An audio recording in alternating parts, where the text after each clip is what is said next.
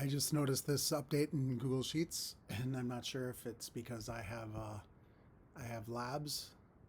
Where is it? Right here. I have labs enabled, but this is kind of cool. So when you go to enter in a drop-down list, I'll just keep it at option 1 and 2. There's this checkbox for allow multiple selections. And then when you go here, if the check it shows, then both selections will stay. This is kind of cool.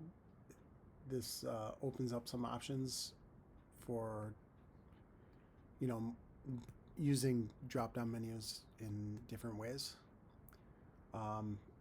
For example, in my school, I just has sent out a form, and so there was one list that listed the goals for students, and then the second list had strategies. Now, the goal could be a single goal, but strategies, there's multiple ways to reach that goal. So, then teachers could select all the strategies they used and using a drop-down menu.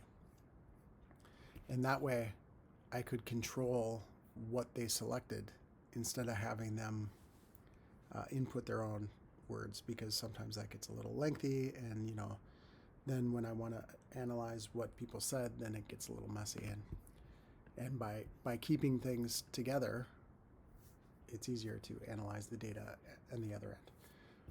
But this is just something that came up and I wanted to share.